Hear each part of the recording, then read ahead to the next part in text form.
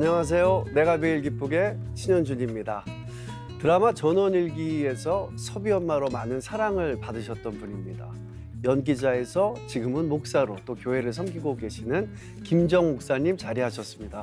환영합니다. 어서 오세요. 반갑습니다. 네, 안녕하세요. 네, 목사님 저희 시청자 여러분, 우리 애기님들, 해외 동포 여러분들한테 간단하게 자기소개 부탁드립니다. 탤런트에서 이제는 목사로 변신한 네, 김정입니다. 반갑습니다. 많이 사랑해 주세요. 네, 이런데 이렇게 세계적인 내가 매일 기쁘게란 프로그램에 제가 초대받아서 너무 막 분수에 너무 넘친다. 아유 겸손하십니다. 내가 집사 때 초대받았을 때 네. 하고 또 틀리더라고요. 목사님들은 너무 훌륭하신 목사님들 많은데 나는 정말 새끼 네. 보잘것없는 네, 정말 낙고나진 목사로서 네. 너무 부끄러운데 가슴이 막 긴장되고 두근두근하기도 하다가 네. 또 이 모습 있는 그대로 네. 하나님이 또 쓰시겠다고 음. 부르셨으니까 네. 그냥 감사한 마음으로 가자 그러고 네. 왔습니다. 벌써부터 저는 은혜가 느껴집니다. 감사합니다. 네. 양총리 그 3인방 네. 중에 한 분이셨고 그 부녀회장님 그리고 수기네와 빨래터에서 이렇게 막 수다 떨고 섭이 엄마의 모습이 기억나는데요. 정말 오래간만에 시청자 여러분들도 뵈서 반가우실 거예요. 그동안 어떻게 지내셨어요? 전원일기 촬영을 하면서도 늘 뒤로는 내 꿈이 따로 있었어요. 저는 본래 탤런트가 되고 싶은 건 제 꿈이 아니었어요. 아르바이트를 하기 위해서 택한 것이 네. 내 본업이 되다시피 했는데 음. 그러나 내가 목표한 것이 따로 있었기 때문에 네. 언제나 마음이 바빴어요. 늘 뒤에서 공부하고 네. 그러고 살았기 때문에 네. 정신없이 살았어요. 근데 결국은 내가 그 공부하는 걸 좋아하기 때문에 하나님께서 목사라는 게 그래요. 네. 죽을 때까지 공부해도 부족한 게 목사예요. 네. 그래서 그 중심 음. 그 공부하는 걸 좋아하는 걸 보고 하나님 날 택하셨나 보다. 네. 네, 그렇게 생각해요 지금. 그렇게 보면은 또 끝까지 공부해야 되는 게 배우도 그렇잖아요. 그렇죠. 일맥상통하는 네. 그런 게 있네요. 그때 그럼 꿈은 제 어떤 꿈이세요? 꿈은 사실 나 지금까지 아무한테도 네. 밝히지 않은 음. 제 꿈이 있는데 오늘 지금 이 시간에 네. 아침에 막 이렇게 기도하는데 하나님께서 내 꿈을 이제 이루어 주시는 그 꿈을 내가 소망을 가졌었구나 그런 걸 이제 네. 오늘 아침에 딱 깨달았어요. 오. 이게 세계적인 프로그램이잖아요. 네. 그런데 내가 진짜 남한테 감히 부끄러워서 얘기를 못 했는데 네. 미국의 뉴욕의 옛날에는 맨하탄에 자유의 여신이라는 그 상이 있었어요. 자유의 여신상. 네, 근데 그 여신상을 바라보면서 어머나 어떻게 저렇게 아름답고 멋진 저런 그 분위기가 있을까? 네. 나도 좀 저렇게 될 수 없을까? 음. 자유의 여신처럼 멋지게 나는 그런 아름다운 사람이 되고 싶었어요. 네. 왼손에는 책을 들고 있었고 네. 오른손에는 횃불을 들고 있었어요. 네. 네. 근데 그 왼손에 책을 든 것이 6개의 석학이에요. 예. 그리고 오른손에 그 횃불은 방랑하는 사람들이요. 네 개로 와서 자유함을 누리라는 그러한 의미가 담긴 네. 프랑스와 미국 간의 그 친교를 위해서 세워진 네. 상이라는데 음. 오늘 아침에 내가 기도를 하면서 그거를 내 꿈풀이를 하자면 왼손에 있는 석학 6개의 석학인데 내가 그걸 어떻게 따요? 난 그걸 향해서 계속 도전했어요. 어쨌든 내가 지금까지 한 공부가 나 정말 6개의 석학을 따려면은 나 지금 너무 바빠. 결혼이라는 건 정말 생각도 없었어요. 네. 그런데 그 오른손에 든 그 횃불은 바로 예수 그리스도의 그 빛을 네. 너 세상에 비추어라 하고 날 이렇게 공부시키셨구나. 네. 네. 그런 거를 오늘 아침에 기도하면서 막 눈물이 쭉 흐르는 거예요. 네. 비록 그 자유의 여신상처럼 그렇게 멋있지는 못하지만 너가 그렇게 노력한 것을 네. 그리스도를 전해 이런 그런 마음이 딱 오더라고요. 오늘. 야, 오늘 또 내가 매일 기쁘게 오시기 전에 기도를 드리다가 그런 네. 느낌을 받으셨네요. 야, 진짜 이제 말씀을 하셨지만 저희 내가 매일 기쁘게 약간 자랑을 하자면 제가 가끔 해외 촬영을 가면 그렇게 많은 분들이 시청을 하시고 은혜 받으시고 그리고 또 교회에서 조금 상처받으신 분들이 교회를 택하지 그렇죠. 못하고 계시다가 네. 저희 영상을 보고 다시 회복하고 네. 다시 좋은 예배자가 되고 이런 분들을 너무 많이 만나서 참 감사한 프로그램이라고 생각을 하는데 오늘 이렇게 또 목사님 좋은 마음으로 또 이야기 함께 나눌 수 있는 시간 주신 하나님께 감사드리고 또 많은 분들이 또 목사님 말씀을 통해서 은혜 받는 시간이라고 생각이 듭니다. 전원일기를 무려 1088회죠. 네. 야, 이게 그러니까 20여 년 동안 출연을 하셨는데요. 사실 이게 말이 쉽죠. 20몇 년을 한 드라마에 출연을 한다라는 게 보통 일이 아니잖아요. 그렇죠. 진짜 가족을 뛰어넘는 그런 친분을 가지고 계시더라고요. 기억에 남는 뭐 재밌는 에피소드라든지 있을까요? PD가 요구하는 것이 사투리도 쓰지 말아라. 그런데 투박하게 말해라. 네. 그럼 그 전화를 받을 때도 우리가 여보세요? 네, 네, 네 이렇게 말했던 저가 네. 말을 패대기 치래요. 말을 패대기 치라고 어떻게 해야 되지? 그랬어. 그게 아니라 그랬어. 밥 먹어. 이렇게 20년을 그러니까 대사 하나를 적어도 짧은 대사는 이제 금방 되지만 조금 긴 대사는 50번 내지 100번씩. 내 것만 외우는 게 아니라 상대방 대사도 물론 외워야지 리액션 이게 영상이 나한테 올 때 그 사람이 대사할 때 내가 그걸 느낌을 막 받아야 되잖아요. 네, 네. 그러니까 상대방 대사 감정까지 내가 다 외워야 돼요. 그러다가 이제 그 말 습관이 20년이 되다 보니까 지금은 어머 나 말을 막 전원일 씨 아줌마식으로 막 말을 해서 있었어요. 상대방이 불쾌하지 않았을까? 전화 끊고 나서 음, 여보세요. 그렇게 되죠.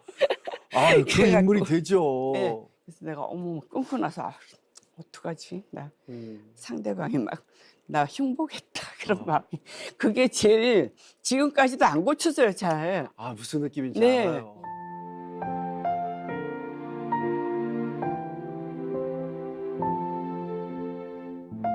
그리고 300회 기념 때 네. 우리 동남아시아 다 여행시켜줬어요 전체를. 야, 그 당시에. 예. 예. 그럴 때 큰 추억이었죠. 예. 아까 전에 말씀하셨지만은 뭐 예를 들어서 드라마 6개월 뭐 영화 6개월 찍고 나서도 그 인물한테 젖어가지고 맞아요. 그 걸음걸이라든지 말투라든지 이렇게 구부정한 네, 습관이 바로 좀 오래 그거예요. 가잖아요. 예. 20년을 하셨으니까. 멋있게 걸어가면 안 돼요. 이게 춘 그 여자들처럼 네. 그렇게 막 걸어야 되고. 그러니까 그게 이제 네, 몸에 네. 배셔가지고. 그런데 전원일기 촬영 당시에 결혼하지 않은 아가씨고 무엇보다 서울에서 네. 굉장히 부유한 집안에서 네. 자라셨다고 들었습니다. 네. 네. 바로 그거예요. 어. 그 고생을 안 했기 때문에 그 고생한 사람들의 그런 저걸 잘 못 봐가지고 열심히 다른 드라마를 막 관찰하고 막 그랬죠. 네. 어떻게 표정이나 이런 것들이 어떻게들 하고 있는가. 네. 굉장히 계속 공부하면서 연기했어요. 첫 드라마셨어요? 아니에요. 저는 네. 그 탤런트 사기생으로 들어갔는데 네. 처음에는 우리 훈련시키잖아요. 네. 뭐 다방 손님 뭐 지나가는 사람 뭐 이런 거 시키는 엄마 나 나와 빨리 일어나 그러면 어디 이러고 일어나 봐. 아니 나 벌써 들어갔어 그러면 에이. 처음에 예 그런 시기가 있었는데 네. 연기하다 보니까 저도 중앙대학교 연극영화과를 다니면서 학교에서도 연극을 하고 네. 극단 자율했는데도 탤런트를 하면서 들어갔다. 중앙대학교 우리 교수님이신 김종옥 교수님이 하고 네. 계신 자유극단 네. 뭐 박정자 선배님, 추성홍 선생님 뭐 이런 분들이 이제 박웅 씨 이런 사람들 이제 주 인물들이었는데 네. 연극을 많이 했어요. 저는 그래서 세계 연극제에도 3차례나 나갔어요. 야. 프랑스에서 열리는. 야. 그래서 연기가 부족하다고 생각해서 자꾸 연극을 하다 보니까 연극 쪽에서 자꾸 제가 성장했어요. 네. 정말 히로인으로 크고 그래서 정말 우리는 프랑스 연극을 주로 많이 했어요. 네, 네. 그러니까 거기에 또 젖은데인데 전원일기를 연극을 많이 했더니 이제 PD가 그걸 시켰나 봐요. 이제 그런 투박한 연기가 나올 수 있다고 생각해갖고 김한영 PD가. 네. 그랬는데도 우리는 막 서양 연구를 많이 하다 보니까 음. 굉장히 처음에 힘들었어요. 네.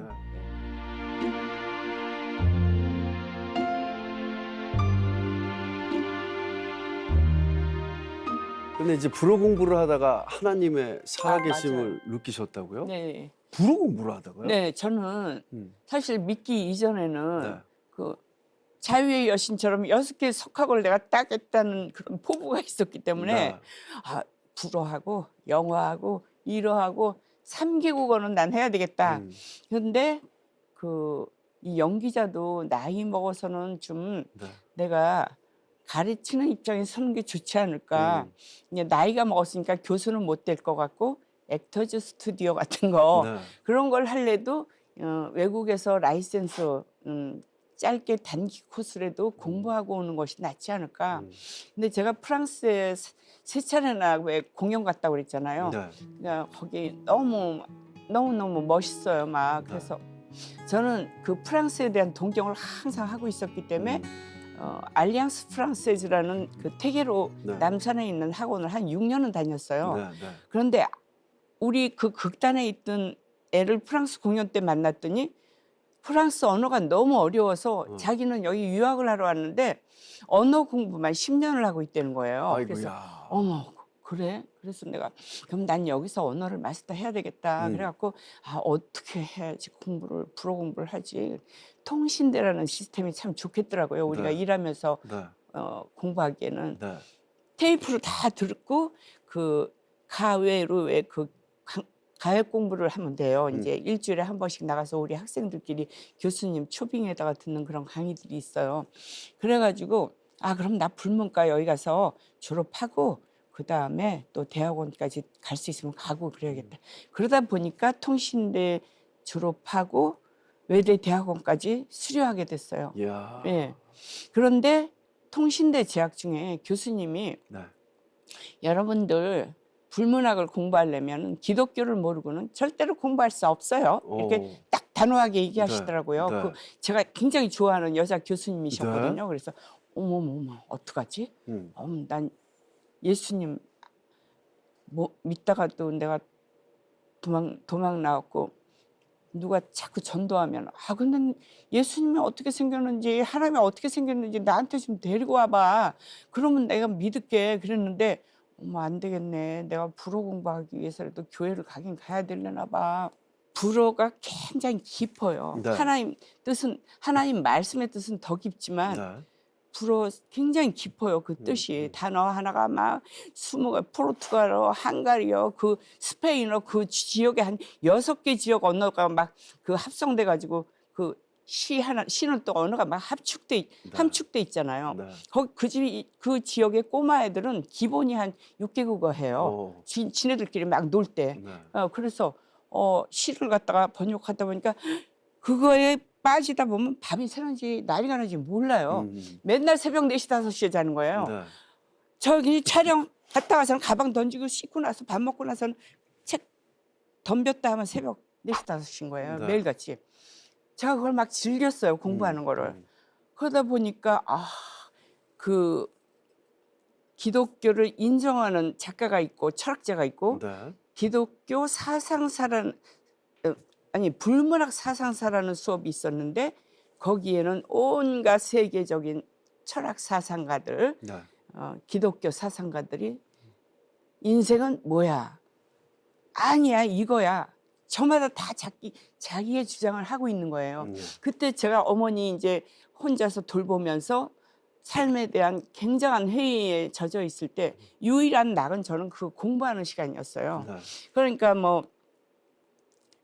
그 쟈앙폴 사르트르라든가 그런 실존주의자들 예. 인생은 네가 선택함으로써 자유롭게 사는 거야. 데카르트 같은 사람들을 주뽕, 수동, 주시 나는 생각함으로 존재한다. 그러니까 인간은 생각함으로 존재하는 거야. 회의주의, 실증주의 무슨 주의가 그렇게도 많은지 모르겠어요. 네. 그런데 이제 파스칼이라든가 빅톨 위고라든가 이런 사람들은 끊임없이 시와 문학을 통해서 예수님을 전하고 있었어요. 네.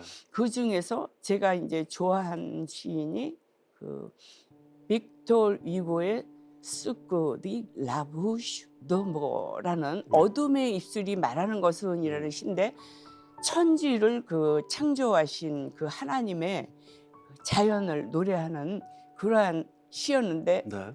제가 그 시를 번역하면서 12장짜리 음. B4, A4의 2배짜리 종이로 네. 장장 12장이 나가는 그런 시예요. 네.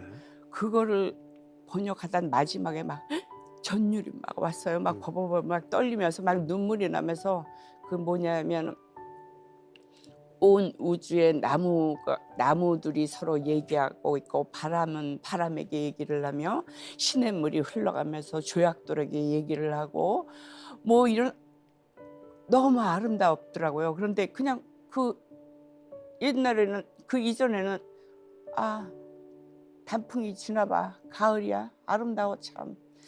뭐 은행나무 은행잎 참 아름답다 길이 그냥 그 정도로 느꼈던 그것이 하나님은 이 세상에 언어를 단 하나에도 어느 것에도 다 언어를 주고 창조했다 그런 말이 있어요. 네. 마지막에 그러면서 벨리아 우리 인간을 대표하는 한 죄인 벨리아를 울고 있는 벨리아를 예수님이 벨리아 바로 너로구나 라면서 손을 잡아주는 그 마지막 장면인데 저 그걸 읽으면서 번역하면서 막 울면서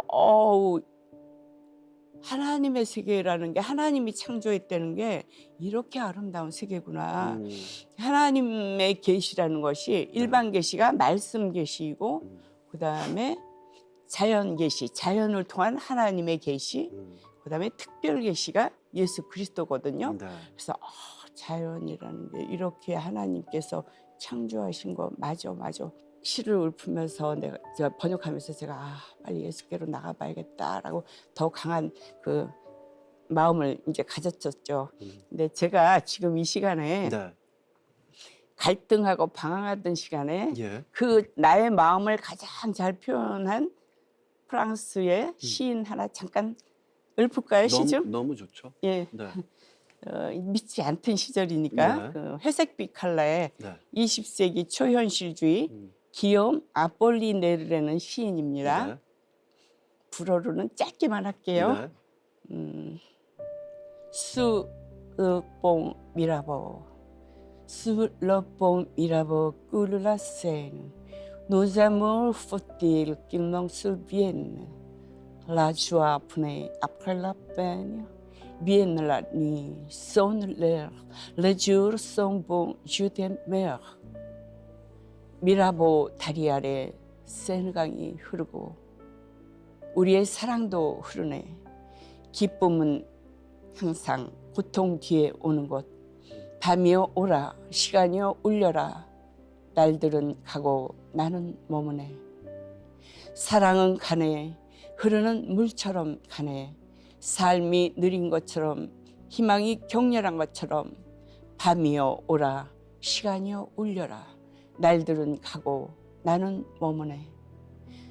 날들이 가고 달들이 가고 흘러간 시간도 사랑도 돌아오지 않네. 미라보 다리 아래는 세느강이 흐르고 밤이여 오라 시간이여 울려라 날들은 가고 나는 머무네. 이런 시를 제가 좋아했었죠. 네. 그런데 예수 그리스도를 믿고 이제 다 변화됐죠. 모든 생각이. 네. 교회는 언제부터 다니게 교회는, 되신 네, 거예요? 어머니 돌아가시면서 네. 그 이전에도 다니긴 다녔어요. 우리 전원일기에서도 왜 청년으로 나왔던 김영두라는 사람이 있는데 네.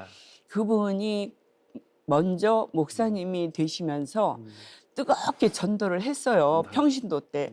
우리는 그때 처음에는 왜 차들이 자가용들이었고 다 버스에다 같이들 뭉뚱그려서 타고 다녔어요. 네. 그럼 타면은 아가씨 아줌마 그러면서 막 내 옆으로 막 뛰어와요 그분이. 그럼 옆에 앉으면 이순아 선배가 농담들 잘하시는 분들이 싹 들더라고요. 제가 또 김정 꼬시려고 그러나 봐요. 네, 얘기를 싹 들어보면 예수님 얘기 전화가 언제든지 사나 죽으나 그분이 보기만 하면 예수를 전하는 거예요. 그리고 또 스타디오 녹화할 때도 계속 막 나 따라다녀. 그래. 나 잊어버려. 커피 한 잔 하재. 그럼 또 예수 얘기하는 거야. 그래 알았어 한번 갈게. 그래 따라 나갔어요. 근데 한 2년쯤 다녔는데 예수님 못 만났어요. 네. 아 그냥 조용기 목사님 설교하는 거를 철학적인 차원에서 받아들였어요. 아 나쁘게 살지 말라고 착하게 살라고. 아 알았어요. 그리고 기도원도 우리는 한 달에 한 번씩 단체로 막 가요. 네. 그 연인 선교에 소속돼 있었거든요. 네. 그럼 가보면 막 팔딱팔딱 뛰는 사람도 있고 막 그 방언으로 기도하는데 난 그게 뭔지도 몰랐으니 어머 참 희한한 내가 여태까지 보지 못하던 이런 세계를 구경하구나 그러고 희한하다 그러면서 멀리 이사 간 걸 핑계로 해가지고 멀대는 동 그러면서 안 나간 게 10년이에요. 네.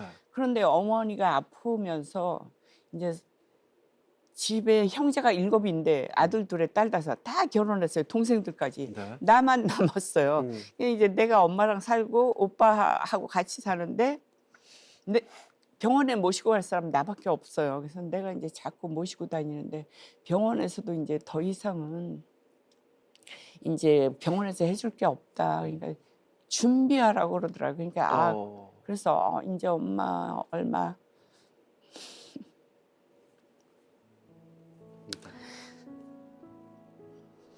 이제 조금 있으면 돌아가시겠구나. 그래갖고 너무 슬퍼요, 막. 형제를 정말 자식을 7이나 낳았는데 요즘 다 그렇잖아요. 다 바빠요. 왜 그렇게들 바쁜지. 그래갖고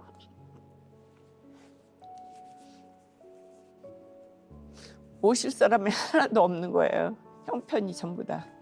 그래서 요양원 애들 보내자고 그러는데 나 그거는 못 하겠더라고요. 그냥 내가 모시는 게 낫지. 그래서 이제 제가 모시는데 그러나 모시지 마음이 인생이라는 게 이게 도대체 무엇인가. 예수 안 믿을 때니까 왜 이렇게 허무한 것인가. 자식들을 낳아서 키울 때는 부모들은 정말 얼마나 하나하나 소중하게들 키웠는데 다 키워놓으니까 다 자기 살기 바쁘다고 부모를 돌아볼 시간들이 없는 거예요. 요즘 다 그렇잖아요. 그래서 그때 그 예수 믿기 이전에 엄마가 돌아가시면서 이제 제가 뜨거운 아주 막 광신도가 됐다시피 했는데 그 이전에 그렇게 막 너무 많이 울었어요. 네. 삶이 너무 이게 허무해가지고 나는 왜 살고 있나? 나 뭐 때문에 이렇게 열심히 살고 있지? 결국에 가서는 나도 엄마처럼 저렇게 저게 아파서 이제 나도 노년이 돼서 죽을 텐데 그렇게 막 허무했어요. 네. 근데 엄마 돌아가시면서 엄마 병원에서 그 병원이 캐톨릭 병원인데 그런데 그 개신교 목사님이 와서 지하 예배당에서 날마다 예배를 드리고 있었어요. 엄마를 임종 때가 돼서 이제 입원을 시켜드렸는데 눈물만 하염없이 흘러요. 다들 바쁘다고 잠깐씩 들여다보고는 갔는데 남겨진 사람은 또 난 거예요. 너무 슬퍼서 이제 울고 있는데 복도에서 언젠가 그 김용두 목사를 따라서 순복음교회 나갔을 때 2년 동안 들었던 찬송가 연주 소리가 들리는 거예요. 네. 나도 모르게 복도를 막 뛰어나갔어요. 그랬더니 그 바이올린, 비올라, 첼로 3중주 연주가 울리고 있었어요. 봉사대원들. 네. 그 맑고 환한 밤중에 무천사 내려와 하는 그 선율이 얼마나 내 가슴을 막 파고들고 아리게 파고들었는지 눈물이 막 펑펑 쏟아져서 저 복도 뒤에 숨어갖고 누가 볼까 봐 창피해가지고 살짝 훔쳐보고 또 울다가 또 살짝 훔쳐보고 또 그렇게 울었어요. 그러다가 그 개척교회 목사님이 어머니를 위해서 이제 내가 기도 좀 해달라 했더니 기꺼이 오셨어요. 그래가지고 이제 기도해 주시는데 그때 그 찬송가를 부르는데 교회 그 10년 전에 다닐 때는 학교 다닐 때 음악 시간에 부르듯이 그 찬송을 불렀는데 그때서야 제 영안이 열렸던 것 같아요. 그래갖고 날빛보다 더 밝은 천국 믿는 마음 가지고 가겠네.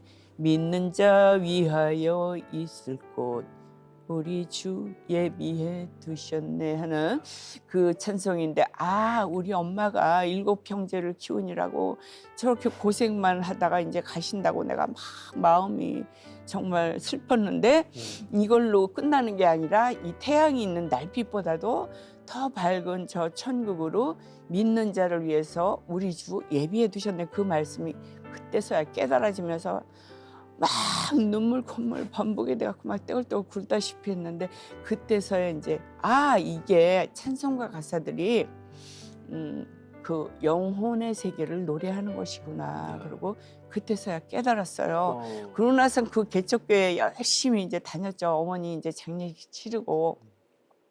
그러고 났더니 연예인들이 다니는 교회가 있다는 거예요. 그래서 평창동. 연예인 교회도 있고 네. 순복음 교회 연예인 성교회 있다. 네. 그래서 이제 거기를 네. 다시 나가기 시작해가지고 보니까 뭐 교도소 또 뭐 군부대, 네. 그런데 왜 성극들을 만들어가지고 막 그 신국장로 지금 돌아가셨는데 그분하고 또 김윤영 씨 KBS 탤런트, 또 복음 가수, 뭐 무용수들 다 우리는 그렇게 같이들 그 단체로 막 지방에 뭐 조그만 교회들 새로 난 개척교회들 도와주려고 네. 전도하러도 가지고 그러면서 이제 이 기쁨을 막 느끼고 내가 이렇게 남 앞에 이런 선교라고 올라서려면 공부 좀 더 해야겠다. 내가 너무 부족한 것 같아 갖고 그러면서 또 제가 선교단을 하나 만들었어요. 네. 또 기타 치고 막 찬양하는 사람들, 그런 사람들도 다 목사고 전도사인 거예요. 네. 그래서 내가 모여요. 그래갖고 기도회 해요. 이런 분이 나는 집사인 거예요. 그래서 나 창피하다. 내가 전도사라도 좀 돼야 되지 않을까. 네. 그래가지고 신학 공부를 시작한 거예요. 네. 난 정말 목사까지 되기는 감히 네. 생각도 안 했어요. 근데 목사 안수 받고 나서 목사 안수 안 받으려고 막 신학 공부하면서 이리 빼고 저리 빼고 그랬더니 학교에서 막 야단치는 거예요. 지금 다 준비해놨는데 안 오시면 안 돼요. 큰일 난다고 막 야단치는 거예요. 그래서 어떡하지? 일단은 저거나 받아는 놓고 그 다음에는 난 안 할 거야 하면서 이제 가서 받아는 놨어요. 그래 놓고는 와서는 막 울면서 매일같이 기도했어요. 하나님한테. 네. 아버지 나 못해요. 내가 무슨 목사예요. 나 같은 게. 막 울면서 네. 날마다 그렇게 기도해. 나 어떻게 하면 좋아요. 근데 이걸 취소할 수도 없잖아. 일단 받았는데 어떻게 해요 나. 막 그랬더니 위로의 말씀을 주셔요. 누구나 다 준비가 돼서 안수 주는 건 아니다. 네. 그러니까 지금부터 목사로서의 그런 삶을 살아라 라는 그런 위로의 말씀 주시는 바람에 네.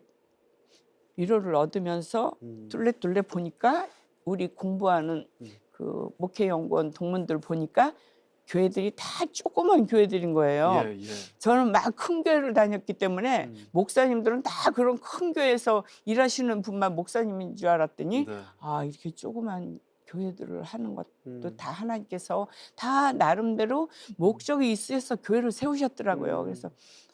그래서 이렇게 작은 교회에서 막 저렇게 피를 토하고 복음 전하는 그 목사님들 너무 협력을 해줘야겠구나. 네. 그런 마음이 들면서 네. 협력하기 시작했죠.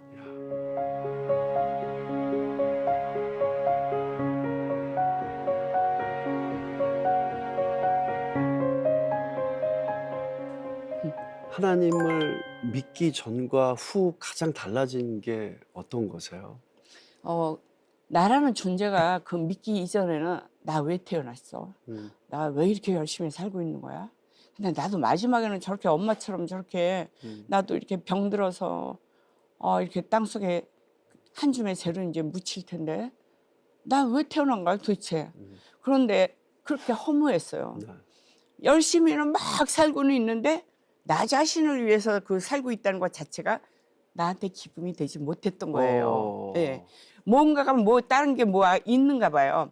그런데 그렇게 허무하게 느꼈던 내가 예수 그리스도를 어머니 때문에 이제 돌아가시면서 그렇게 뜨겁게 영접하고 났더니 말씀을 자꾸 들으면서 네. 아, 하나님의 말씀이 이렇게 아름답구나. 나는 이 세상에서 가장 아름다운 것이 예술의 세계고 언어 중에 가장 아름다운 언어는 불어라고 생각했는데 그것을 뛰어넘는 초월한 아름다운 가장 아름다운 말씀은 하나님의 언어이고 그 가장 진리 중에 참 진리는 하나님의 진리이구나. 하나님 앞에 완전히 다 무너졌어요. 내가 그 꿈꾸던 그 모든 뭐 석학을 따고 어쩌고저쩌고 했던 것들이 일소에 다 붙여지고 그냥 다 무너졌어요. 하나님이 가장 최고고 최고의 선이고 최고로 아름답고 그 도덕과 말씀이 성경이 전부 다 그냥 서사시예요. 네. 너무 아름다워요. 네. 그냥 들을 때마다 우는 거예요. 음. 집에 와서 또 그 말을 곱씹으면서 또 울고 또 울고 그렇게 막 감동이었어요. 정말. 그래가지고 제가 이제 유학을 가겠다는 거 일소에 붙였어요. 그냥. 하나님이 또 자꾸 하나님 나라를 위해서 날 사용하시더라고요. 간증 집회 집사 때 많이 보내시고 네. 또 이런 선교 활동을 굉장히 막 기뻐하셨던 것 같아요. 많이 했고. 현재는 교회에서 설교도 하시고 교제도 하시면서 목사로 은혜 가운데 생활을 하시는데요.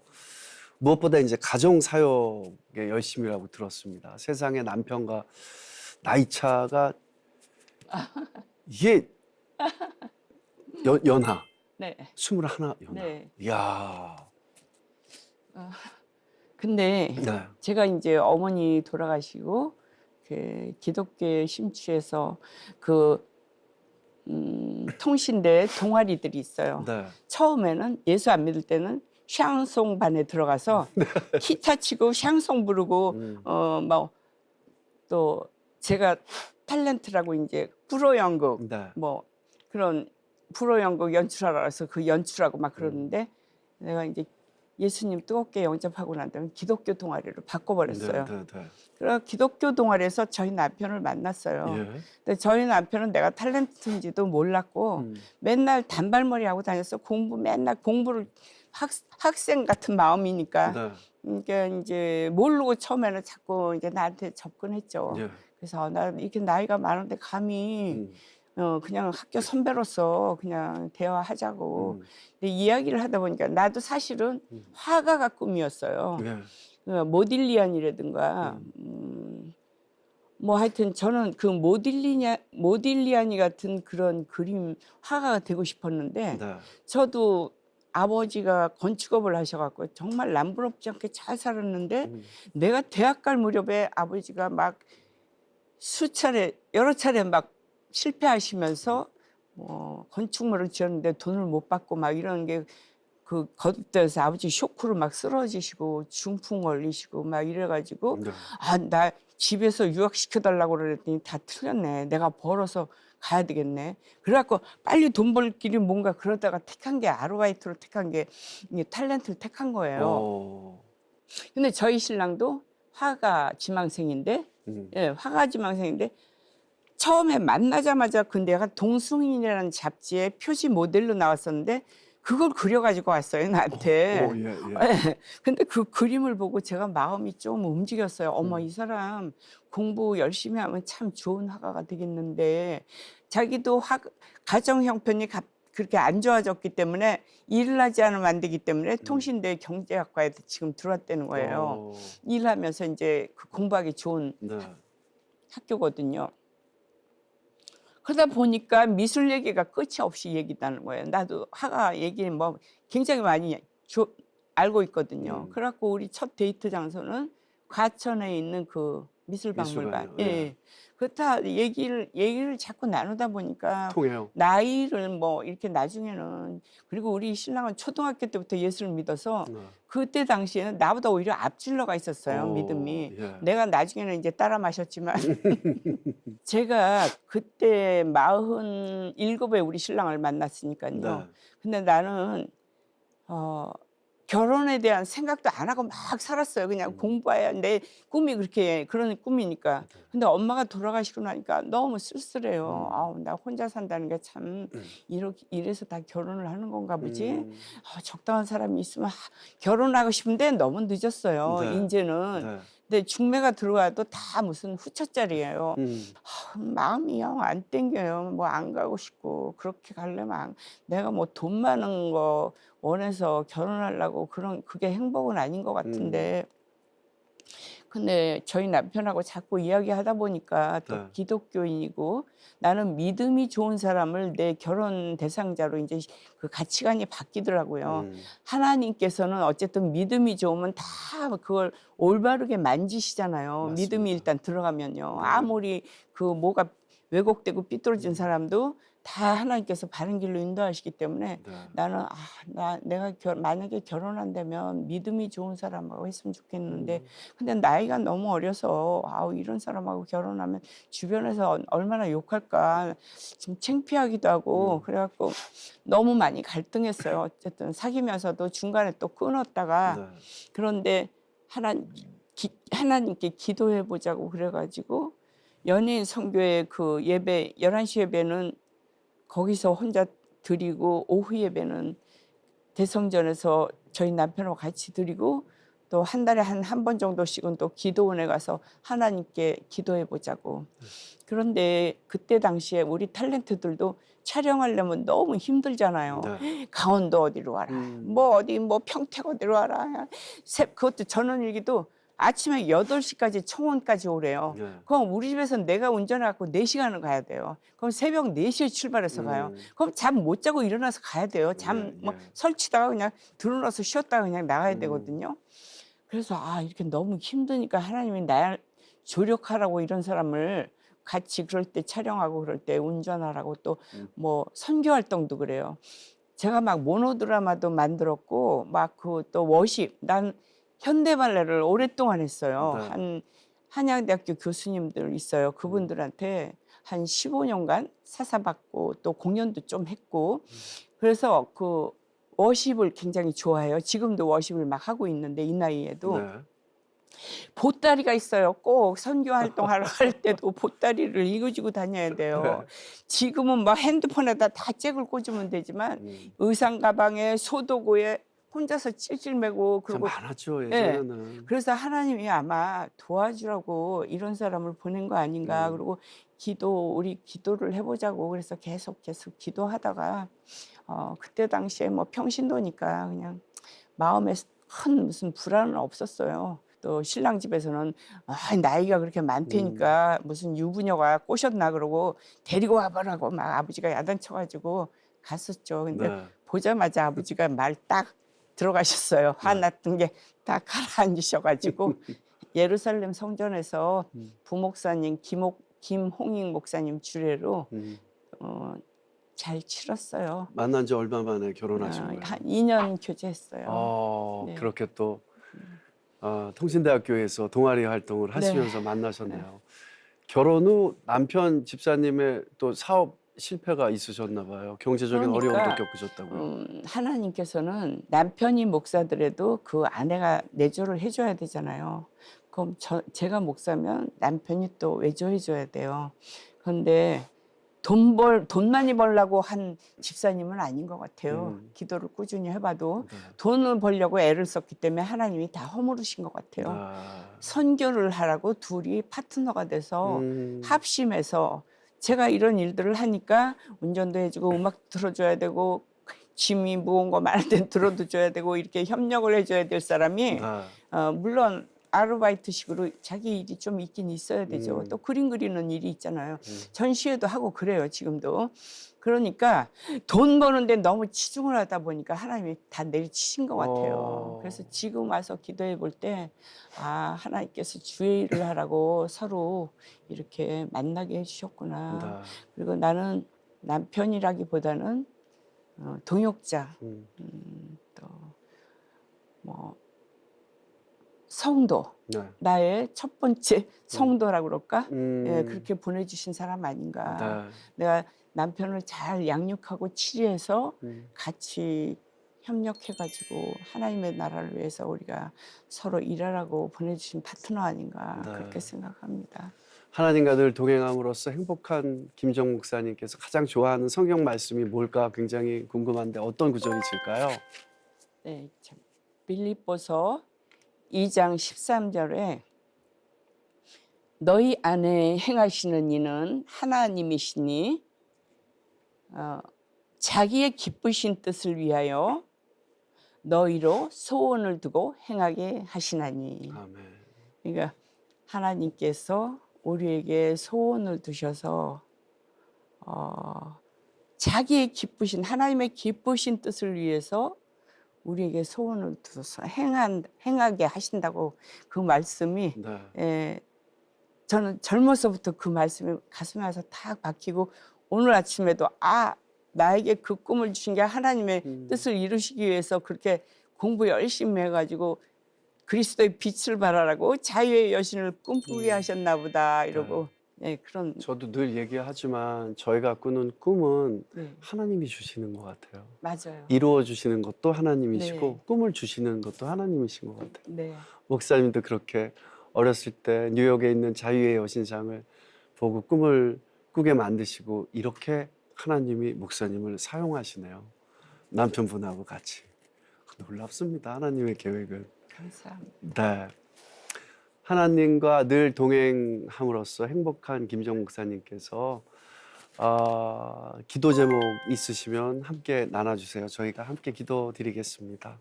네, 이 부족한 사람 정말 너무 늦게 고집 부리다가 너무 늦게 순종했는데 죽는 날까지 하나님의 나라를 위해서 충성을 다하여 목숨이 닿을 때까지 순종하면서 아버지의 나라를 확장하는데 노력하게 해달라고 네. 이끌어 주십사고 기도 부탁드리겠습니다. 저희 모두 기도하겠습니다. 목사님. 감사합니다. 오늘 좋은 말씀 함께 나눠주셔서 감사드립니다. 감사합니다. 주님 안에서 사랑합니다. 감사합니다.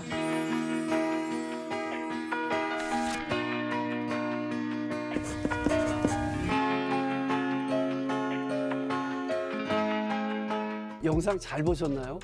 여러분이 눌러주시는 구독과 좋아요는 CTS 영상 선교에 힘이 됩니다.